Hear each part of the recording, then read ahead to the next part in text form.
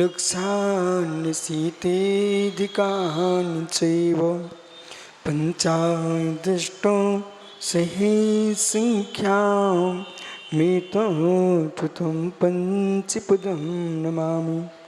अरिहन्ति भाष्यर्थं गणधरदीवन्त्यं सम्मं परिमायहत्युत्तः स्नानभव्यं श्रीशा युक्षायं ते शुद्धभक्ति कांशगुकाश्रचेयम् अंगुंगे पाहिड़े पावड़े मेसेट माणोग पुवे चुलिया चैव शुद्धथे धम्मकायं सुरजकालं इंचे पूजे युन्दाणि विश्वाय दुःखको कमको लाहो सुगुणं समाहिवर्णं जिन्मुण संपत्ति हो मच्छम तप्राणिक स्वादे प्रतिष्ठापन क्रियं पूर्वाचारण सुरक्षार्थं भाव प्रियं रे सस्मितं श्री आचार्यवक्ति काशुं कुर्वे।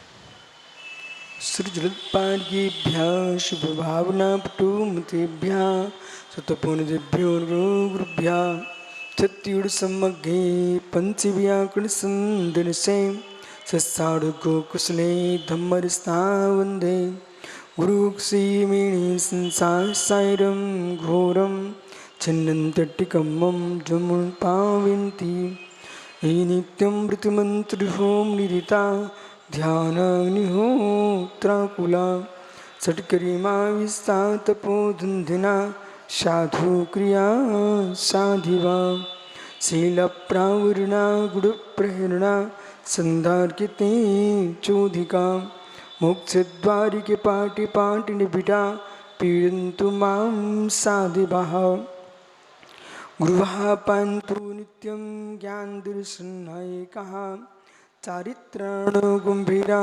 मोक्षमार्गोपदेशका युक्षायन्ते आर्यभक्ति कांशगो कसरचेव सम्राणि समदंश्रे समझायुतम पंचत्रम आराधि शुद्धनामदि शुद्धाडम तिरुणपर्णम सौसाणम सुरजकालम अंशी पूजयुंदाणं विश्वाय दुःखको कमको लाहो सुगुणं समाहिवर्णं जिन्गुण संपत्ति हो मच्छम जी जाया जान गिये कुम्मिकुलुंकिड़ है उड़िचुड़िरंजनी नाड़ी में ते पुरी मुपुन में चिदानंदी रूपाय जिनाय पुरीमात्मने परिमात् प्रकाशाय नित्यं सिद्धात्मने नमः।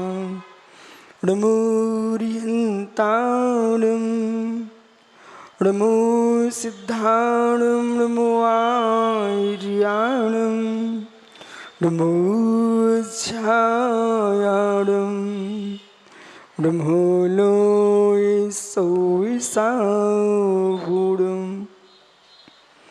पंच परमेष्ठी भगवान की परम पूज्य आचार्य भगवान योगेंद्र स्वामी की परम पूज्य आचार्य भगवान ब्रह्मदेव सूर्य की परम पूज्य आचार्य विराग सागर मुनि महाराज की जय। समय विश्व धर्म की चर्या शिरोमणि अध्यात्म योगी श्रवणाचार्य श्री 108 विशुद्ध सागर जी महाराज की पूर्ण संघ की।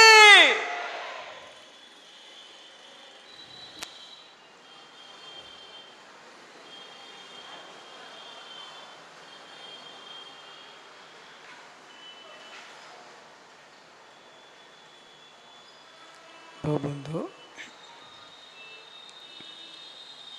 आचार्य प्रवर भगवत योगेंद्र स्वामी ग्रंथराज परमा प्रकाशी में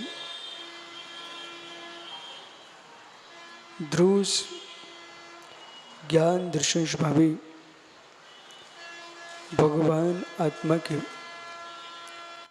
सही स्वरूप का व्याख्यान कर रहे हैं।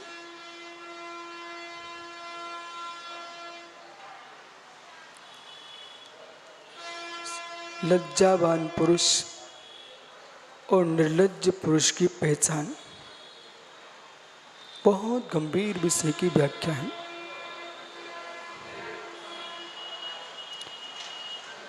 पुष्पों से फलों से युक्त वृक्ष है वह नम्र हो जाता है, जो फलों से युक्त है वह झुक जाता है, जो फलों से रिक्त है उसकी डालें ऊपर हो जाती हैं। सलज्ज पुरुष जितना विकास करता है उतना अपने आप में झुका होता है, और दुर्जन मूढ़ प्राणी जितना विकास करता है वह अपने आप को अहंकार के ऊपर खड़ा करके ठूंठ जैसा बन जाता है।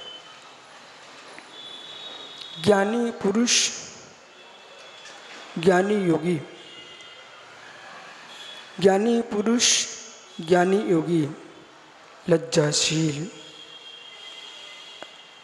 एक व्यक्ति अपने पुत्र को साथ में लिए आ रहा है पर सिर को नीचे किए है। बोले पुत्र को मैं लेके आ रहा हूँ, साधु पुरुषों के पास जाके मैं नहीं कह पाता हूँ कि मेरा बेटा है। सुनना ध्यान से, साधु पुरुषों के पास जाकर के मैं नहीं कह पा रहा हूँ मेरा बेटा है, वे स्वयं समझ जाएंगे, क्योंकि मुझे अपना बेटा कहने में शर्म आ रही है। क्योंकि मुझे अपना बेटा कहने में शर्म आ रही है, बहुत संभल के सुनना, क्योंकि मुझे अपना पुत्र कहने में शर्म आ रही है। अब आप कह सकते हो कि अपना बेटा कहने में क्या शर्म, अब समझिए, अभी 1 मिनट में समझ में आता है। मुझे अपना पुत्र कहने में शर्म आ रही है, इन साधु पुरुषों के सामने कैसे मैं कह सकूं ये बेटा मेरा है। भी समझ जाएंगे कि पुत्र तुम्हारा बाद में है, पुत्र आपका बाद में है। सुत की उत्पत्ति अपने पुण्य से हुई है, सुत की उत्पत्ति आप सुत के पुण्य से हुई है। लेकिन ब्रह्म धर्म का नाश न किया होता, ब्रह्म धर्म का नाश न किया होता तो सुत कहाँ से आता। ये कार्य है, एक कार्य है तुम्हारे अब्रह्म सेवन का, ये कार्य है तुम्हारे अब्रह्म सेवन का। इस पुत्र की उत्पत्ति का कारण है 9 कोटि जीवों की हत्या। एक बार के अब्रह्म सेवन में 9 कोटि जीवों की हत्या होती है। ये जो पुत्र तुम्हारा है, जिसे तुम सामने लेके मुस्कुरा रहे हो, यदि अब्रह्म सेवन न होता तो पुत्र का जन्म कैसे होता। अब सबके सामने लज्जा आ रही है कि प्रमाण पत्र सामने हमारे है कि हम अपने सील को बचा नहीं पाए, इसलिए साधु जनों के सामने हमारा सिर नीचा है। समझ में आ रहा है, सिर नीचा है। बोले क्यों? क्योंकि हमने जो किया है वो किसी के कहने के योग्य नहीं है। लज्जावान पुरुष यूं कह रहा है, सिर नीचे कर किया जा रहा है। अपनी संपत्ति को प्राप्त कर लिया, पूर्व पुण्य के नियोग से वर्तमान में बहुत अटूट संपत्ति प्राप्त किए हैं, तब भी सिर झुका हुआ। बोले क्यों? बहु आरंभ परिगृतम नारकशा। बहुत आरंभ, बहुत परिग्रह करने से नरक आयु का आश्रय होता है। लोगों को धनपति धनपति दिख रहा है, पर वो लज्जाशील क्या कह रहा है, हे नाथ, ये पूर्व के पुण्य का वैभव है, मैं इनसे दूर हूँ, क्योंकि इसके राग में चला गया तो लोग मुझे तिलक करेंगे और मेरी अगली अवस्था नरक की होगी। ऐसा चिंतन कर रहा है पुण्य आत्मा जीव, और धन विभूति को प्राप्त करने के उपरांत भी सिर को ऊंचा नहीं उठा रहा है। बोले क्यों? सिर ऊंचा बे उठाएं, सिर ऊंचा बे उठाएं तो ऊपर की ओर जाए। वीर रत्नत्रयधारी योगेश्वर सिर ऊपर करके चलें, पर वे भी नहीं चलते। बोले क्यों? यदि मैं सिर ऊपर करके चलूंगा तो बीसाए अस्माए ठाणे सो, बीसाए अस्माए ठाणे सो। विजय भैया 20 प्रकार के संचालक जी अस्मादि के स्थान है, यानी समाधि चाहिए तो कितना संभल के जीना पड़ेगा। उसमें डवडव चर नाम का एक दोष है। सिर को ऊंचा उठा करके और ऊंट जैसा हम चल रहे हैं, पैरों के तले कितने जीव मर रहे हैं पता नहीं चल रहा है, यदवा तदवा पैर रख के चल रहा है, ये असमाधि का कारण है। इतना ही नहीं, 4 श्रावक मंदिर में पूजा कर रहे हैं, वो आपने इतनी जोर से बोलना प्रारंभ किया कि उन चारों की पूजा भूल गई, उनकी पूजा छूट गई।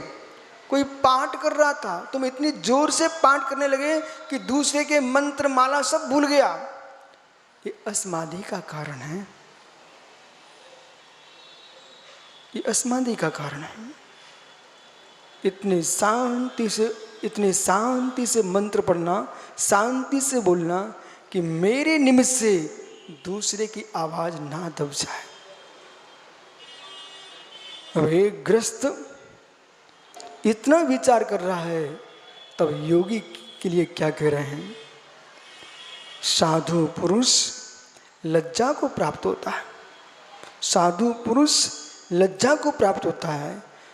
किम कारणम अतः शिष्य कारणादि अनुष्ठानेना, शिष्य के अनुष्ठान से पुस्तक उपकरणेन अज्ञानी तुष्यन्ति, शिष्य समूह मिल जाए, पोथी पत्राएं मिल जाए, पिच्ची कमंडलू मिल जाए, अज्ञानी साधक मुस्कुराता है, ओ मेरे पास सुंदर पिच्चियाँ, एक पिच्चियाँ बोला ना तो एक पिच्ची का प्रयोग होता है, वो पिच्चियाँ यानी बहुत सी पिच्चियाँ धारण किए, बोले मेरे पास इतनी पिच्चियाँ, अथवा इतनी पिच्चियाँ, इतने हमारे पास शिष्य हैं। उपकरण ना सुंदर सुंदर चौकी है, कमंडलू है, पाटा है, ग्रंथ है, इन सारी वस्तुओं को प्राप्त करके यदि साधक संतुष्ट होता है, अभी उनका संसार दीर्घ है। पिच्छी संयम का उपकरण है, अनासक्त भाव से पिच्छी को स्वीकार कीजिए। कमंडलू सोच का उपकरण है, अनासक्त भाव से कमंडलू को स्वीकार कीजिए। और मुझे चंदन का कमंडलू चाहिए है, विशिष्ट पॉलिश होना चाहिए है, हमारी पिच्ची विशिष्ट प्रकार की होना चाहिए है, कि श्वेत पंख होना चाहिए है, कि काले पंख होना चाहिए है। अलग से तुम्हारी भावनाएं बढ़ रही है तो आगम कह रहा है कहीं ना कहीं, यदि ये ज्ञानी जीव 60 वर्ष का, सुनो सारस्वत जी, 60 वर्ष का ये पुरुष शांति से आपको देख रहा था कि महाराज जी ये पिच्छी को बार बार उठा करके यूँ संभाल रहे हैं, देख रहे हैं, अच्छा, और फिर रख लिए, फिर उठा करके फिर देख रहे हैं। मतलब जब भगवान की भक्ति स्तुति कर रहे थे तो बार बार पिच्छी को देख रहे थे। ये मालूम क्या सोचेंगे, ओह मैं नवीन कपड़े पहन के आता हूँ मंदिर, तो मैं कपड़े पहन के जब मंदिर आता हूँ अथवा जूते भी पहन के आए तो बाहर उतार देता हूँ, और बाहर उतारने के बाद जब तीर्थंकर परमात्मा को नमोस्तु करते हैं तो धीरे से झांक लेते, रखे कि नहीं रखे। अब प्रश्न है, जैसे प्रभु को वंदना किए और आपने धीरे से देखा कि रखे कि नहीं रखे, उसमें तो उपयोग कहाँ था? बोलो बोलो, समय नहीं मेरे पास। माताओं, उपयोग कहाँ था? चप्पलें नहीं पहन के आए थे, उपयोग कहाँ था? आप बाहर देख रहे थे, इधर किया नमस्कार, उधर देखा कोई उठा तो नहीं लगा। ओहो, 3 लोग के नाथ के चरण कमलों में तुम्हारा मस्तक झुक रहा था, उपयोग चरण पादुकाओं पर था।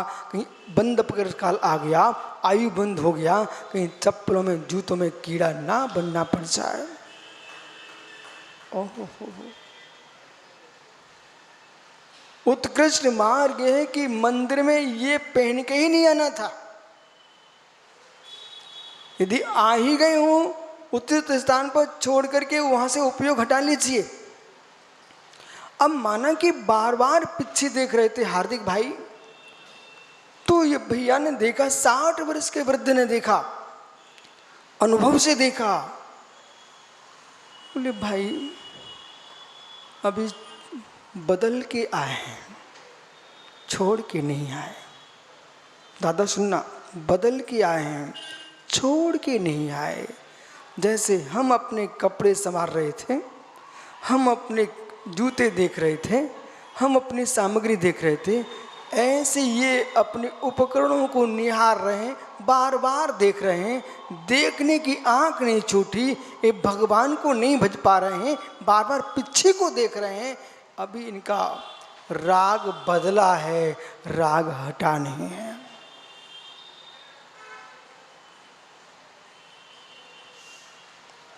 उपकरण में राग है, उपकरण में राग है। गुरु जी हमको नहीं चाहिए पेंसिल, बढ़िया वाली चाहिए। उपकरण में राग है। और आपने दादा से एक दर्जन प्रेजेंट मंगा लिए, और मंगा करके कहीं लक्ष्य को पकड़ाएं, कहीं दक्ष को पकड़ाएं। बोले बच्चे खुश हो जाएंगे तो मेरे भक्त बने रहेंगे। महाराज आपने क्या किया? जैसे हम अपने बच्चों को बहलाते रहते हैं गोली बिस्कुट दे करके, तुम भी पेंसिलें दे के फंसा रहे हो। अभी तुम्हें राग है, तुम उनको लज्जा आना चाहिए। हम क्या किए? दूसरे के बच्चों को अपने बच्चे नहीं कर पाए, दूसरे के बच्चों को मना रहे हो। तुम्हारा अभी मोक्ष मार्ग बहुत दूर है। तब यहां कह रहे हैं तो संती अज्ञानी, ओ मेरे इतने भक्त हो गए, अलीगढ़ में आए, एक ही दिन में सब मेरे हो गए। महाराज तुम्हारे शरीर का रोम खंड तुम्हारे साथ नहीं जाएगा। जो चमकता शरीर है इसे भी हंस आत्मा छोड़ के जाएगी। ज्ञानियों, जितने चमकते शरीर हैं, चाहे घी पिलाओ, चाहे दूध पिलाओ, मिश्री खिलाओ, चाहे गुड़ खिलाओ, लेकिन यशोधर जी मिश्री खिलाओ चाहे गुड़ खिलाओ, परंतु शरीर ही छोड़ के जाना पड़ेगा। इस श्री सभा में कौन सा ऐसा महापुरुष है अपने साथ अपने शरीर को लेके जाएगा? हाथ ऊपर करो। इस श्री सभा में संचालक जी, इस श्री सभा में ऐसा कौन सा महापुरुष है जो अपने साथ अपना शरीर लेके जाएगा? क्यों? जिन बालों पर तुमने जीवन भर हाथ फैला, तेल लगाया, शरीर में कितने प्रकार के क्रीम पाउडर लगाए, कितनी बार दर्पण देखा, उसे यूं ही छोड़ के चले जाएंगे आप? यूं ही छोड़ के चले जाएंगे? माताओं, कितनी श्रृंगार जानियां टूट गई, इस शरीर पर कितने आपने क्रीम लगा डाले हैं, इसे आप ऐसे छोड़ के चले जाएंगे? कुछ ना कुछ अंश तो लेके जाना। ओह ज्ञानी, तुम लेके जाने का मन भी करोगे लेकिन ले नहीं जा पाओ।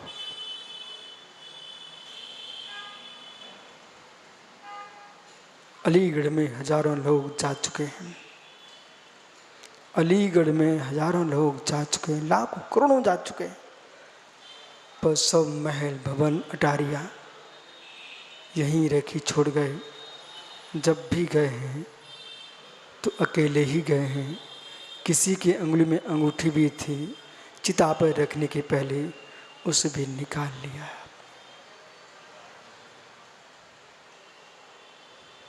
एक व्यक्ति के मुख में दांतों में सोने की कील लगी थी। ऐसे अभागे बेटे मिले, उन्होंने अपनी माँ का दांत भी तोड़ दिया उस कील को निकालने के लिए। दांत तोड़ दिया। एक माँ का शरीर स्थूल था, वो खत्म हो गई। जब मर गई ना तो शरीर फूल गया। जो उसके गहने थे सब निकालने में बहुत परेशानी हो रही थी। नाक में नथ थी। ओह कहूँ माँ, नाक में नथ थी, नथ। उनका पोता आया, निकल नहीं पा रही थी, छुरी लेके आया। संस्कार तो होना ही है, मृतक माँ की नाक काट करके और उसको नथ निकाल लिया।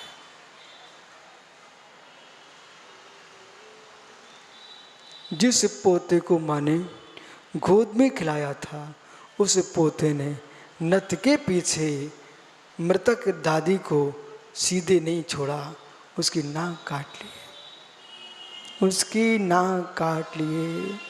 उसने तो मरने के बाद काटी। सुनो युवा युवतियों, मैं क्या बोल रहा हूँ, उसने तो मरने के बाद काटी, पर जिसकी बेटा बेटियाँ इधर उधर भाग रहे हैं, वे जीवित माता पिता की नाक काट रहे हैं।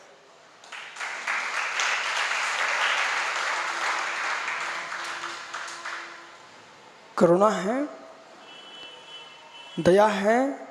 बालकों इधर देखो मेरी तरफ, करुणा है, दया है। बेटियों करुणा है, दया है। ऐसे काम मत करना जिससे माता पिता की नाक कट जाए। 9 बार नमो का मंत्र पढ़ लो।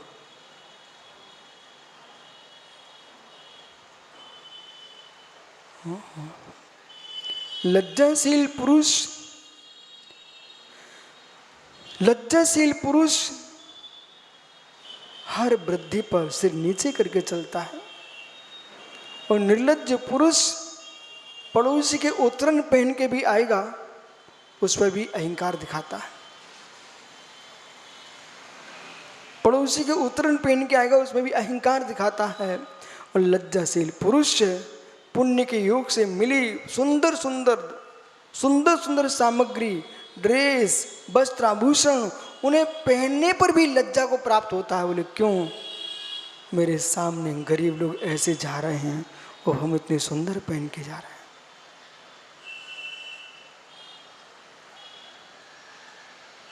कभी भी अपने तन पर, जितेंद्र सागर जी, कभी भी अपने तन पर मित्र, अपने मन पर, अपने वचन पर इठलाना मत। सबके दिन एक से नहीं होते। चमकता शरीर कब गलित कुष्ठ में बदल जाए, बढ़ती बुद्धि कब ब्रेन हेमरेज हो जाए, मुख में खिरते सुंदर वचन अमृत से कब वचन बंद हो जाए। इसलिए मित्र, हर व्यक्ति को भगवान आत्मा के रूप में देखो, अहंकार में मत डूबो।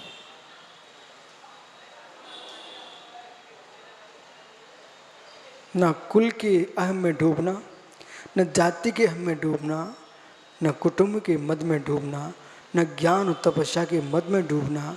ये सब पर्याय जन व्यवस्था है, पर्याय जन व्यवस्था है, परमात्म तत्व की व्यवस्था नहीं है। सभी को समझ में आ रहा है? सुनाई पड़ रहा है? ये समझ में आ रहा है, सुनाई पड़ रहा है? तो ये उपदेश आज के लिए नहीं है, अंतिम श्वास तक के लिए है। वो अंतिम श्वास तक के लिए नहीं है, अंतिम भव तक के लिए है। जब तक आत्मा निज परमात्म तत्व को प्राप्त ना कर सके, तब तक इस उपदेश को अपने हृदय में रख लेना। कभी कभी निर्गन सागर जी मन में भाव उठता है, मेरे समान कौन हो सकता है। अरे मित्र, पूर्व महामुनियों को देखो, मुनि अपेक्षा, ग्रस्त अपेक्षा, यदि संचालक के मन में भाव आ जाए, मैं 60 वर्ष का होने के बाद भी क्या सुंदर संचालन करता हूँ। मित्र, पूर्व लोगों को देखना, पूर्व पुण्यात्मा को देखना, वो विजय है। विजय, अच्छा विजय नाम है, विजय भैया मंदिर के स्वामी, हाँ विजय भैया। मित्र, कभी मन में भाव आ जाए कि देखो मैं इतने विशाल प्रांगण का स्वामी हूं, धीरे से शीघ्र ही चक्रवर्ती के पास चले जाना। जैसे मन में भाव आए कि मैं इतने प्रांगण का स्वामी हूं, शीघ्र चक्रवर्ती के पास चले जाना। भरत चक्रवर्ती ने सुब्रत सागर जी एक नहीं दो नहीं कितने मंदिर बनवाए, 72 सृजनालय, ईंट के नहीं, चूने के नहीं, स्वर्णमयी जिन मंदिर बनवाए हैं और रत्नों की जिन्हें प्रतिमाएं विराजमान किए हैं, वो भरत नहीं बचा।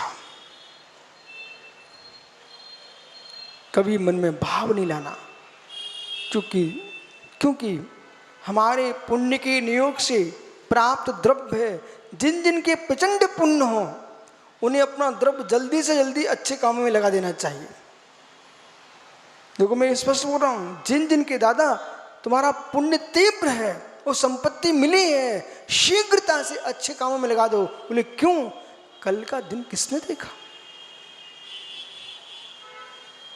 पुण्य के योग से सुंदर शरीर मिला है, इन युवा लोगों ने क्या किया, इनको बोध हो गया ये शरीर कब नष्ट हो जाएगा, नष्ट हो जाएगा, जीर्ण शीर्ण हो जाएगा। इसलिए बहुत अच्छा हो चारित्र के भूमि में गाड़ दिया, अब मोक्ष का फल निकलेगा, नियम से निकलेगा। भगवान कह रहे हैं यहाँ योगिंद्र स्वामी, ज्ञानी पुनर्बंध है तुम जानन सन। ज्ञानी जीव इन द्रव्यों को प्राप्त करके बंध का कारण मानता हुआ लज्जाम करोति, लज्जा को प्राप्त होता है, प्रकटति कहते हैं। चीला चेली पुथी तू सही मूड़ी भन, ई लज्जे नाड़ियो बंदी तु मुड़न।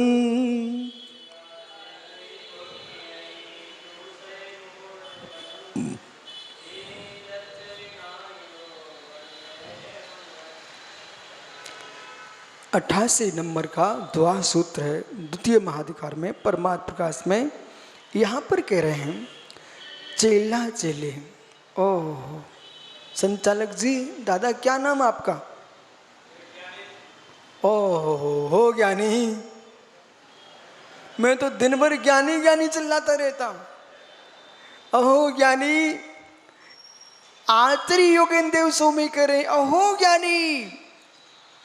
चेला चेले, साम सागर, न चेले काम में आएंगे न चेलियां काम में आएंगी। जैसे बेटा बेटियों का राग बंध का कारण है, बेटा बेटियों का राग ग्रस्तों को बंध का कारण है। आप तो ये बताओ ज्ञानी दादा कि जूट की रस्सी और सामान रस्सी, कौन सी रस्सी के से बांध दें जिससे आदमी बंधा नहीं होगा? नारियल की रस्सी से बांध दो, जूट की रस्सी से किसी को बांध दो, वो दोनों बंधे कहलाएंगे कि नहीं कहलाएंगे? बराबर बोलो बोलो, बंधे कहलाएंगे ना। चाहे अच्छे पैसे वाले हो तो नारियल की रस्सी लेके आ जाओगे, सामान हो तो जूट की रस्सी लेके आओगे, लेकिन बंधोगे तो दोनों से ही ना। ऐसे ग्रस्त बेटा बेटियों से बंध गया और साधु चेला चेलियों से बंध गए, बंधे दोनों ही कहलाएंगे।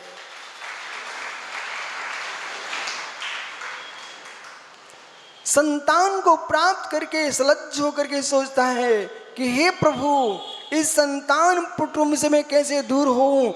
ऐसे योगी आचार्य परमेष्ठी भी ये निर्णय करते हैं, हमने दया से करुणा से तो करके इन जीवों को मोक्ष मार्ग पर लगाया है, संसार में ना भटके, ऐसा भाव है तो ठीक है।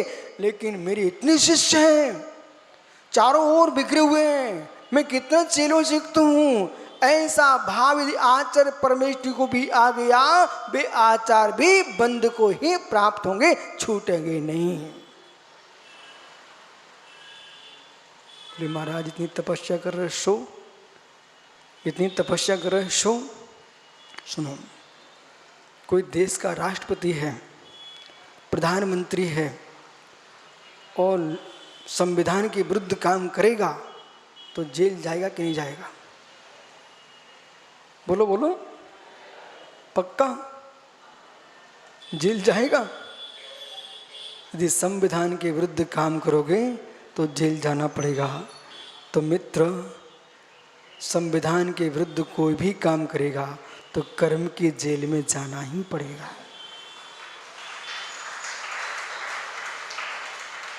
कोई छूटने वाला नहीं।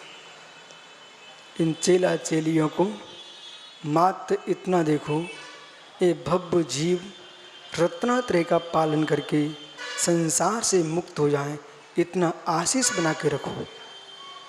ये हमारे प्रचारक बन जाएं, ये चारों मेरा प्रचार करें, मेरी तस्वीरें लगाएं चारों ओर, ऐसा भाव यदि आचार्य परमेष्ठी के मन में आ गया। ये मुनिराज आचरणशील हैं, कोई संस्था के प्रचारक नहीं है। शिष्यों को प्रचारक न बनाया जाए, शिष्यों को आचारक ही बनाया जाए। जिन शासन का उद्योतन करें, जिन शासन के प्रभावना करें, लेकिन प्रचार शब्द का प्रयोग ना करें। हमारे यहाँ प्रचार शब्द का प्रयोग नहीं है, प्रभावना शब्द का प्रयोग है। प्रचार जो शब्द है अहंकार से मंडित है, राग से मंडित है, और प्रभावना शब्द है अरहंत के शासन का उद्योतन, सम्यक दर्शन का अंग है प्रभावना। बराबर, सम्यक दर्शन का अंग है प्रभावना, लेकिन प्रचार करना अंग नहीं है सम्यक का।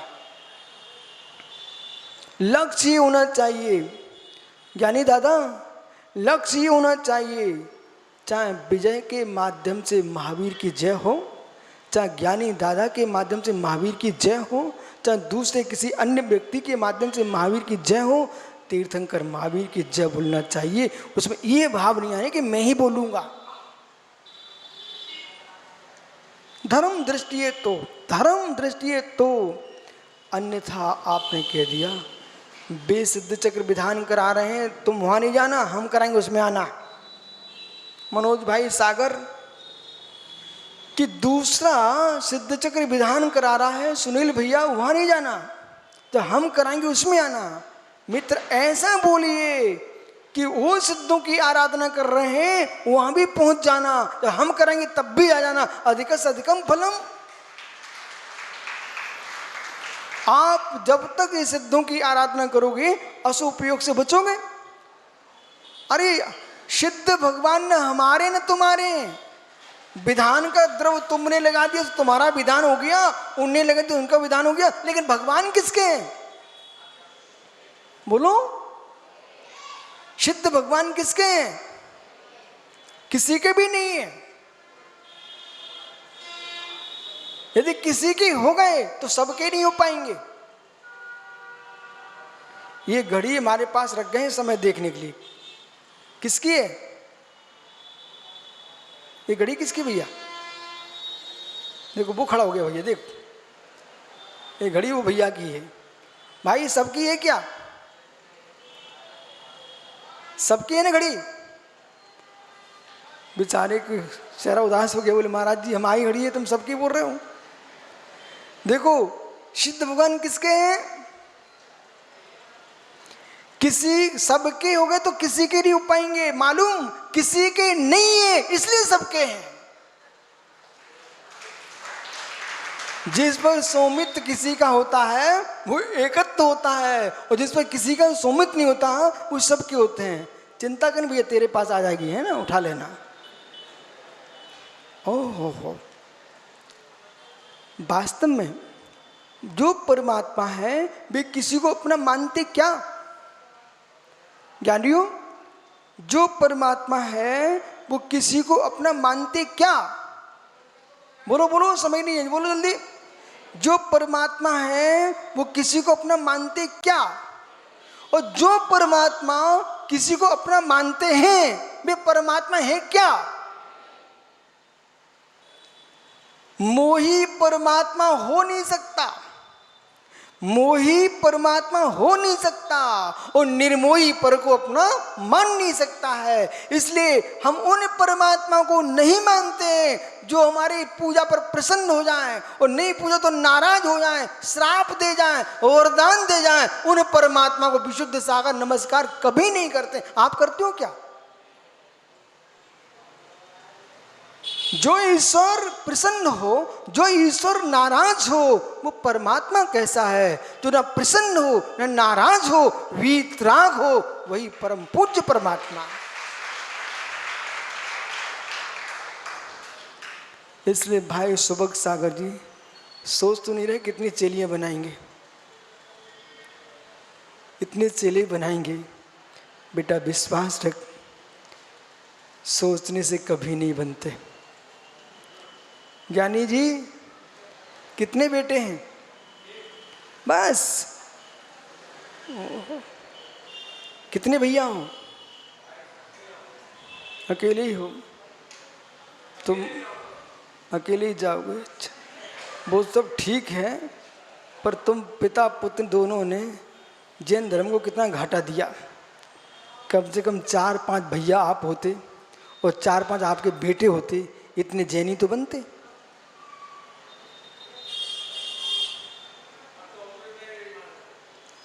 अब टेंशन मत लो, उम्र नहीं रही कोई बात नहीं है।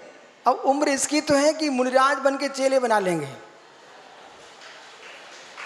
ओहो, यहां पर क्या कह रहे हैं? चेला चेली पुथ्यम, चेला चेली पोथी यानी ग्रंथ, तू से ही मूढ़ बंतु। जो मूढ़ पुरुष है वो 24 घंटे, जयेंद्र सागर जी कमंडल चमक रहा कि नहीं? सुब्रत सागर जी, एक ज्ञानी को देखा जिस दिन उनके कमंडल पे पॉलिश नहीं थी, सब बाहर रखा था कमरे के, और जिस दिन पॉलिश होके आई वो कमरे के अंदर आ गया, वो पाटे पर आ गया, वो बार बार हाथ जब जाए तो वहीं जाए, जब जब हाथ जाए वहीं जाए। आप विश्वास रखना, जैसे एक रागी ग्रस्त को बंद होता है पर वस्तु की चमक देखने से, ऐसे मुनिराज को कमंडल की चमक देख करके कर्म का बंध ही होता है। वो भी तुम्हारे कर्म बंध का नो कर्म है,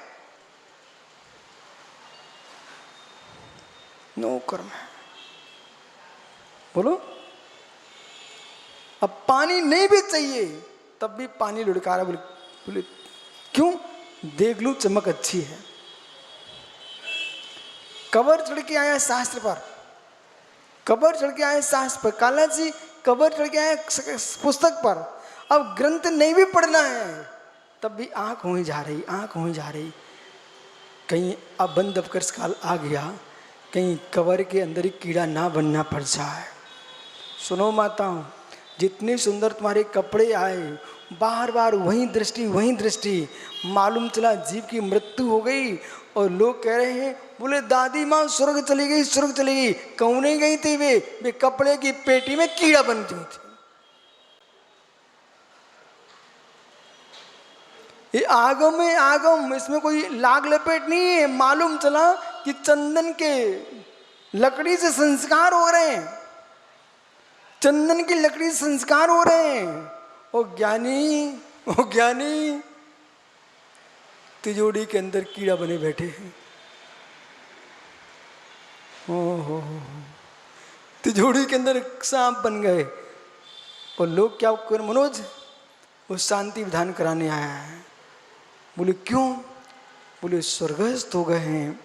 हे मित्र, स्वर्ग नरक पर के शब्दों से नहीं मिलता, स्वर्ग नरक सम के परिणामों से मिलता है। आज से ही सुनील विधायक जी, ये अपने भैया से कहना, आज से ही ऐसे प्रणाम रखना, ऐसे प्रणाम रखना, मुझे ऐसे प्रणाम रखना कि किसी का शांति विधान करने के लिए ना आना पड़े, समाधि मन मनाने के लिए आना पड़े।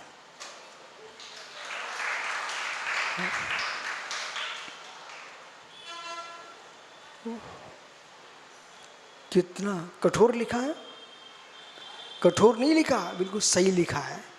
एहिम लज्जई नाणियों बंधे तुम हंतु। ज्ञानी पुरुष बंध के कारणों को जान करके लज्जा को प्राप्त होता है। ज्ञानी पुरुष बंध के कारणों को जान करके लज्जा को प्राप्त होता है। वो अज्ञानी पुरुष इन पशुओं प्राप्त करके अहंकार को प्राप्त होता है। शिष्य, शिष्या, आरिका, आरिका मुनि, आरिका दीक्षा दानेना, इनको दीक्षा देने से, पुस्तक प्रवृत्ति उपकरणेन से, और पुस्तक आदि उपकरण, मुनि आरिका आदि की दीक्षा और पुस्तक आदि उपकरण तुष्यन्ति संतोषम करोति, संतोष को प्राप्त होता है। कोशो कौन? मूढ़ा, मूढ़ प्राणी, अज्ञानी, मूर्ख प्राणी। कतम भूता निभ्रांता एतैर्बहिर द्रव्य लज्जाम करोति, इस प्रकार से लज्जा को प्राप्त कोशो ज्ञानी। इन सभी पदार्थों को प्राप्त करने में, देखो पीयूष, आप ज्ञानी दादा के घर गए, बहुत प्यास लगी थी, एक लोटा पानी मांगने में भी लज्जा आती है कि कैसे कहूँ दादा पानी पिला दो। अब दादा को ज्ञानी होना चाहिए था कि चेहरा देख के पानी पिला देते। माँ, गर्मी का मौसम है, घर के द्वार पर कोई प्यासा आए तो भगाना मत, मिठाई खिला के पानी पिलाना। मालूम तुमको अपनी दादियों का, अपनी नानियों का, कि भगाती नहीं थी, गुड़ खिला के पानी पिलाते थे। हम इतना भी नहीं कर सकते। घर के द्वारे पर कोई आए, उसको डंडा मार के मत भगाना, गुड़ खिला के पानी पिलाना। सबके दिन एक से नहीं होते हैं, कब आवश्यकता पड़ जाएगी, कब आवश्यकता पड़ जाएगी। निसंग सागर जी, कोई प्राणी आए, महाराज जी नमोस्तु, भगो भगो, समय नहीं है, ऐसा नहीं बोलना। पहले उसको आशीर्वाद देना, फिर कहना भैया हम सामायिक कर लें, भगाना मत। बोले क्यों? जिसे तुम भगा रहे थे, हो सकता है मार्ग में कोई ना मिले कमंडल पकड़ने वाला, तब वो ही सामने खड़ा मिले जिसे तुम भगा रहे थे। महाराज वो कहेगा स्वामी पहचान लिया, सबके दिन एक से नहीं होते, कि भीड़ में मुझे भगा रहे थे। गरीबों को तो कभी नहीं भगाना। ये ज्ञानी दादा हैं, वो विजय भैया हैं, ये दादा मंच पे ही दिखेंगे अभी, ठीक है, क्योंकि वो संचालक है। और जब तुम बिहार करोगे ना, तो जो बच्चे यहाँ दिखे नहीं दे रहे हैं, वे कमंडल लेके चलेंगे, इसलिए उनको भगाना मत, वो भी काम में आएंगे। तो ज्ञानी दादा को भी मत भगा देना। जब संचालन की आवश्यकता पड़ेगी तो बच्चे काम में नहीं आ पाएंगे, तो दादा ही काम में आएगा। ऐसी नीति से जो जीता है वही सफल जीवन होता है। भगाओ किसी को मत, भगाओ किसी को मत, चिपको किसी से मत। दादा नोट कर लेना डायरी पर, घर जा करके, भगाओ किसी को मत। भगा दोगे तो वृद्धावस्था में एक ही बेटा है, वो पानी नहीं पिला पाएगा। भगाना मत, चिपकाना भी मत। चिपका लिया तो समाधि बिगड़ जाएगी, समाधि बिगड़ जाएगी। तुम राग में बैठे रहे, बेटा आओ लला, आओ लला, आओ मोड़ा, आओ मोड़ी, आओ। मालूम चले तुम हंस उड़ गया ना, मोड़ा अपने मोड़ी, आत्मा चली गई नरक में। कोई को नहीं बुलाना, जो आ गए सो ठीक है, नहीं आए सो ठीक है, सो हम। क्या बोलोगे? सो हम। इसलिए एते वैद्रविलज्जम कृते कुशु, ज्ञानी पुरुष लज्जा को प्राप्त होता है। किम कुर्वन्नपि, क्या करते हो भी? पुण्य हेतु भीर जानन्ति, पुण्य हेतु भी जानन्ति, इनको पुण्य का हेतु जानती हो भी। देखो, एक आचार्य परमेष्ठी ने किसी एक जीव को दीक्षा दी, तो विधायक जी एक व्यक्ति को दीक्षा दी तो एक मुनिराज बन गए। वे मुनिराज बन के 5 पापों का पूर्ण त्याग कर दिया।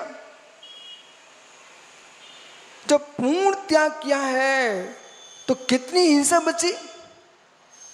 और उन मुनिराज के निमित्त से जिन शासन की प्रभावना हुई, उन्होंने उपदेश दिए, करोड़ों जीवों ने कल्याण किया, तो वो आचार्य परमेष्ठी ने एक मुनि दीक्षा दे करके कितने भव्यों का कल्याण किया है। ये पुण्य का हेतु है। ऐसा होने पर भी वे अहंकार नहीं कर रहे हैं, लज्जा को प्राप्त हो रहे हैं। मेरा क्या है,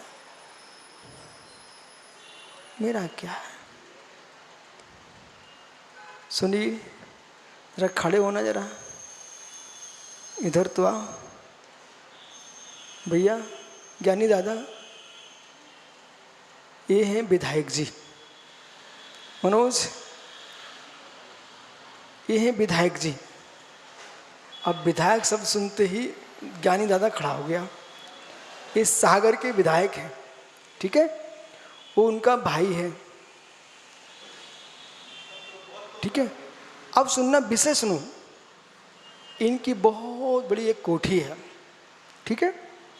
सुब्रत सागरी एक बार इनकी कोठी में मेरे आहार हो गए अचानक। जब आहार हुए तो सुनील विधायक ऐसे ऐसे हाथ जोड़ के, गरीबन जैसा, बिल्कुल गरीब बन के बोले, महाराज जी ये अपनी कोठी है, महाराज जी ये अपनी बगीचा है। उनकी ओह, परमेष्ठी के चरणों में हर व्यक्ति गरीब होता है। परमेष्ठी के चरणों में हर व्यक्ति गरीब होता है। मित्र, कोई रोटी मांगता है तो कोई पुण्य मांगता है, तो कोई पाप का क्षय मांगता है। हर व्यक्ति गरीब होता है। विराज जो भैया, बैठो मनोज भाई, अब यहीं बैठ जाओ। हर व्यक्ति गरीब होता है, और जो गरीब होगा वो नियम से भरेगा। इसलिए भगवान के चरणों में हर समय गरीब होके ही जाना, दरिद्री होके नहीं जाना। गरीब होके तो जाना, दरिद्री होके मत जाना। दरिद्री का रूप अलग है।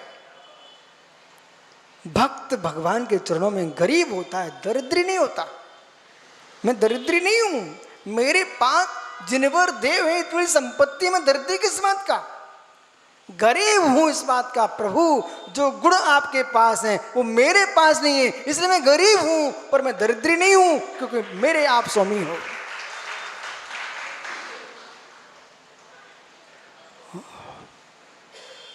इसलिए पुण्य के बंध के हेतु को जानता हुआ भी, तथा च पूर्व सूत्रोक्त सम्यक दर्शन ज्ञान चारित्र लक्षणम, सम्यक दर्शन ज्ञान चारित्र लक्षण निषिद्धात्म स्वभाव श्रद्धानो, निषिद्धा स्वभाव का श्रद्धान, विशिष्ट भेद ज्ञाने न विशेष भेद ज्ञान अजानन, तथैव वीतराग चारित्र भावस्य, और वीतराग चारित्र का अभाव अज्ञानी निषुद्धा तत्व के श्रद्धान से शून्य है, अज्ञानी तत्व ज्ञान से शून्य है, अज्ञानी वीतराग चारित्र के भाव से शून्य है। ऐसा मूढ़ आत्मा, क्या कह रहे हैं, ऐसा मूढ़ आत्मा किम कुर्वन्ति, किम करोति, क्या करता, पुण्य बंधम कारणपि, पुण्य बंध के कारण जिन दीक्षा दान आदि शुभ अनुष्ठानम, जिन दीक्षा दान आदि शुभ अनुष्ठान पुस्तक उपकरण व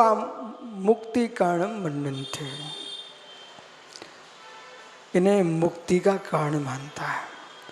जो पुण्य बंध के कारण हैं उन्हें मुक्ति का कारण मानता। अरे हम जितनी दीक्षाएं देंगे उसे पुण्य बंध तो मुझे होगा। रवि, चाहे रवि हो चाहे आशी हो, पीयूष, ये तुमने दीक्षा ले ली, हमने तुम्हें दीक्षा दे दी तो तुम पाप छोड़ोगे, मुझे पुण्य का बंध तो होगा।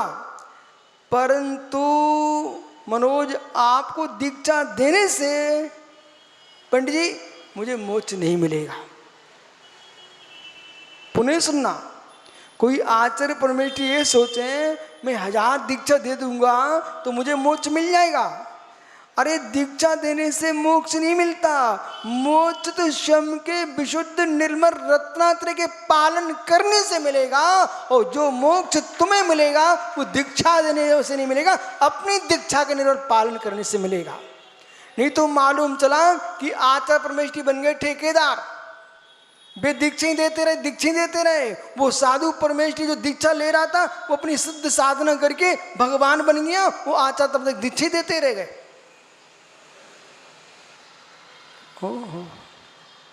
क्यों दादा ज्ञानी, तुम्हारे घर में कभी अच्छे काम हुए? समाज को कभी खाना खिलाया? बेटे की शादी हो गई तो उसके मेहमान आए तो उनको खाना नहीं खिलाया? खिलाया था, चलो अच्छी बात है। जब उन सबको आप भोजन करा रहे थे तो उन्हें भोजन ही कराते रहे कि आपने भी किया था? आपने भी किया था। जब उन्हें करा रहे थे तब तुम क्या स्वाद चख रहे थे? बस सौभाग्य ही था पर पेट नहीं भर रहा था। जब दूसरे को भोजन करा रहे थे तो सौभाग्य तो था तुम्हारा लेकिन पेट नहीं भर रहा था। जब स्वयं की थाली लगा के बैठे थे उसमें कितनी थाली देख रहे थे आप? बोलो, जब स्वयं की थाली लग के आ गई सामने फिर तुम कितने लोगों की थालियां देख रहे थे? कोई की नहीं ना? बहुत बढ़िया। एक श्रावक अपने घर में हजारों लोगों को निमंत्रण दे करके भोजन कराता है, लेकिन स्वयं जब भोजन करने बैठता है तो फिर किसी थाली को नहीं देखता, अपनी थाली देखता। बराबर ऐसी आचार्य परमेष्ठी लाखों जीवों को दीक्षा दे दें, वो उनका अवभाग्य कितने जीव मोक्ष मान लगा दिए। पर जब स्वयं का निर्वाण चाहिए तो जैसे ज्ञानी दादा अपनी थाली देखता फिर दूसरे को नहीं देखता है, ऐसी आचार्य को अपनी सामायिक देखना पड़ेगी, फिर शिष्यों की सामायिक देखने नहीं जाएंगे। और शिष्यों की सामायिक देखते रहे उनकी सामायिक भंग हो जाएगी, शिष्य भगवान बन जाएंगे, वो आचार्य घूमते रह जाएंगे।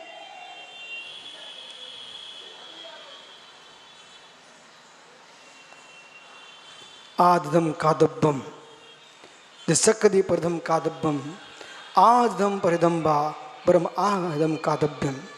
आत्महित करना चाहिए, शक्ति है तो पर का भी हित कर देना चाहिए, परंतु आत्महित परहित में श्रेष्ठ आत्महित ही है। वो शक्ति नहीं है, वो निर्गन सागर आत्महित में उतर गए, न आत्महित कर पाओगे न परहित कर पाओगे। इसलिए परहित में उतरने की पहले आत्महित देखना चाहिए। किम करोते ही, तो अज्ञानी पर को दीक्षा देने में, ग्रंथों को रखने में, ग्रंथों के रखने में, चेला चालियों को संभालने में इनको मुक्ति का कारण मानता है। ये एक भी मुक्ति के कारण नहीं है। ज्ञानी तो यद्यपि साक्षात पुण्य बंध कारणम मन्नन्ते, यद्यपि ये सभी क्रियाएं साक्षात तो पुण्य के बंध का कारण हैं, परंपरायाम मुक्ति कारण, जो परंपरा से मुक्ति का कारण है, तथापि निश्चय से मुक्ति कारणम न मन्नन्ते, निश्चय से ये मुक्ति का कारण नहीं है। ऐसा इति तात्पर्य, ऐसा तात्पर्य जानना चाहिए। आपका समय हो गया ज्ञानियों, कुछ समझ में आया? जब दीक्षा दे करके माताओं चेला चेली बनाना मुक्ति का कारण नहीं मान रहे यहाँ पर, तो बेटा बेटियों को जन्म देना इसे मुक्ति का कारण मत मान लेना। मुक्ति का कारण मात्र रत्नात्रय धर्म है, पंथ नहीं, परंपरा नहीं, जाति नहीं, कुछ नहीं। मोक्ष मार्ग तो सम्यक दर्शन ज्ञान चारित्राणी मोक्ष मार्ग। दादा एक बार जोर से बोल दो, सम्यक दर्शन ज्ञान चारित्राणी मोक्ष मार्ग। मोक्ष मार्ग। बस आज जो ताकत आ गई ना, ये अंतिम समय तक बना के रखना। क्या बोलो? सम्यक दर्शन ज्ञान चारित्राणी मोक्ष मार्ग और कोई भी मोक्ष मार्ग नहीं है, नहीं है। जो है वो यही है, जो है सो है। बोलो जो है वो यही है। क्या है? रत्नत्रयी मोक्ष मार्ग है। जो है सो है, तो यही है, जो है सो यही है। सुनो, जो है सो है, जो है सो सो है। क्या है?